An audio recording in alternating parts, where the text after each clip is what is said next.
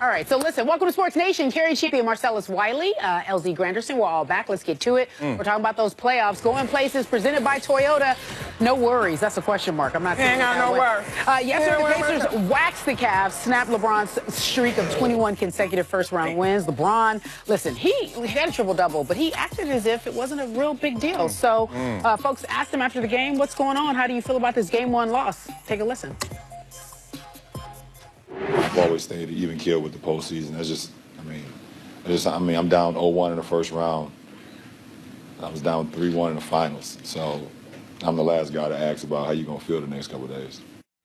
Essentially, he's saying, I'm great at this, and I don't really care. So, but I will say, I'm listening to everyone talk, a lot of panic, and I would be concerned if I was LeBron. Is this time to panic? What do you think? Absolutely not. This is a moment where you rely on your experience, which gives you confidence because you've been in bigger moments than this and been down more than this. So he's right about the even kill spirit you got to have, especially in a series. Sure. Because the complexion of a series can change game to game. You can go out there and now blow Indiana out at home, and then you go out there and steal a game, and this series is entirely shifted a different direction. So LeBron's smart not to chase his tail and look at the results. But LZ, can he do it all on his own?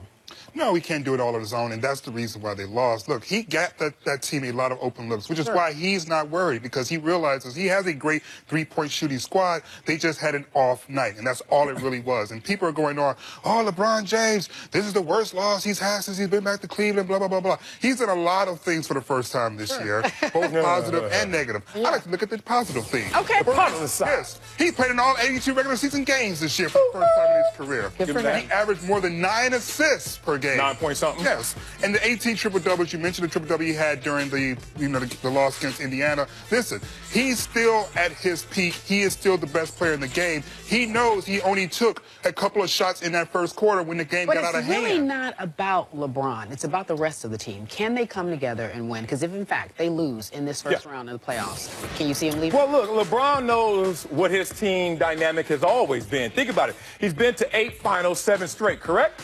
Of those 8 final appearances, he was only the favorite in 2. 6 of those, he had to bring the team with him. Even if that team was composed of Dwayne Wade and Chris Bosh, whoever it was, they weren't LeBron. So LeBron knows he can pull others with him when necessary. They lose, he come to L.A.? Doubt it. I still don't think that's the narrative. We'll talk about that a little later on with Brian Windhorst. Meanwhile, Phil DeBeer, this is interesting. James Harden looking like the MVP, obviously. He's nearly unstoppable. He had 5 step-back threes, scored 16 points. And then in Game 1, basically, he was perfect in isolation. One-on-one, you can't get with Harden. Charles Barkley talked about what a great scorer he was after the game. Let's take a listen. I'm just telling you, James Harden, to me, might be the most unguardable player I've ever seen. He's definitely in the top 5. He's in that scoring. That's all I have. Conversation. I be all sensitive. Was he sensitive? That's not the question we're going to ask. Was he sensitive real quick? Oh, yeah, he was sensitive real quick. Because no one wants to hear present day compared to all time. No one wants to hear LeBron and Michael Jordan. That's when I walk out the bar shop. One, I ain't got no hair, but 2, y'all just arguing over nothing. Yeah, your emotions. Exactly. You're arguing with your emotions. This one, Barkley's correct. I mean, and you saw Shaq confirm that he's certainly tier 1, one of the most unguardable ever. Why?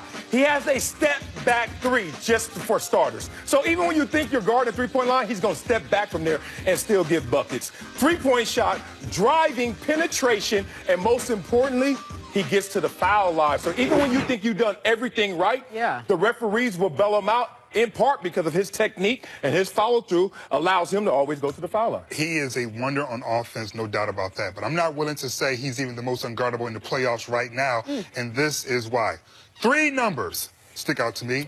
50, 40, 90. I know, huh? 50% from the field, 40% from 3, 90% from the free throw line. Steve Nash did that 5 times. But you know the 2 guys who are in the playoffs theoretically anyway this year, KD and Steph Curry. Those 2 gave you 28 to 30 points a game, 50, 40, 90 doing it. James Harden is shooting about 44 or 45% from the field. What does that tell you? That it's still more likely he's going to miss the shot than make the shot. That's just based on the numbers.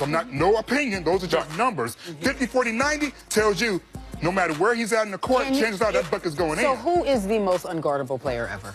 Ever?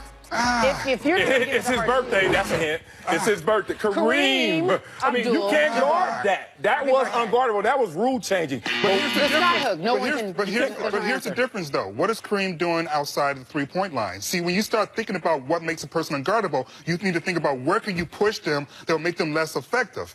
When I think about a 50, 40, 90 guy, that tells me there is nowhere on that court that you can send this guy that he's going to be ineffective. When you're talking about Kareem, a great post player, Shaq, great post player, Elijah Wan was awesome from mid-range as well as in the post. But once you start talking and factoring in the three-point line, which has been around since 1980, But volume changes that efficiency model. I respect what you're saying. They're more efficient, but the volume of threes that James Harden takes and Houston Rockets takes starts to undermine that efficiency, but I'm with you on Really? I'm with you on the skyhook. I'm with you on the skyhook.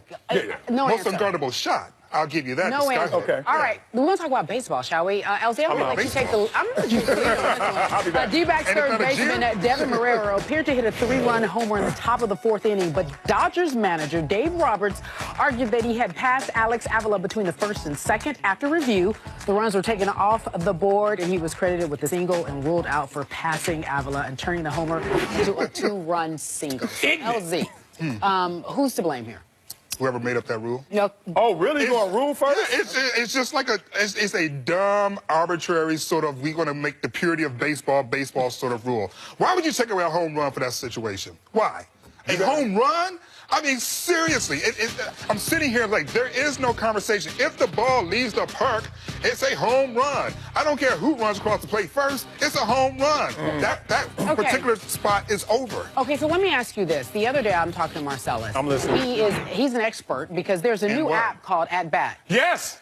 And now he has become an expert. I am a baseball expert. Yeah, right now. So your take? My take right now, first of all, when rules are in place, I hate when people blame the rules. Because if you know the rule, ignorance is no excuse. Right. Quote that. Second of all, if you want to look at this rule, I can only apply it to the purest sport of all, which is track and field, which is the first sport. Here we go. In the history of sports? History of humanity. Yeah. Why? Because he's running from the saber-tooth tiger? Humanity, dang it. What's humanity? I'm going to get there. Here's the thing. The reason why they say that you can't pass someone else is the same reason in track and field. Because of lane violations, we got to keep a certain sequence. Oh, damn, that's it. All right, no more baseball. Sequence and order. Sequence and order matters in that because you can use that to your advantage in other situations in track and field. I got Usain Bolt at second leg. I let him get a lane violation to let him run a little longer. All of a sudden, third leg has a shorter length, or you pass him up. You can't do that. So in baseball, I understand the spirit of that rule. But in track and field, you're still in the heat of competition. Once the ball leaves the park, i.e. a home run, there is no play to be made defensively to stop the scoring from happening. The scoring is over. I give you one addition to that. But it's wrong. Kind of If it leaves, but inside the park home runs, then you're going to have a complication and a problem with that, correct? You can't pass the other guy in front of you, would you? But that wasn't inside the park. I know, but that's why I say I give you that addition. All right, guys, I need you at home to just go ahead and hit them on Twitter. Who is more of an expert at baseball?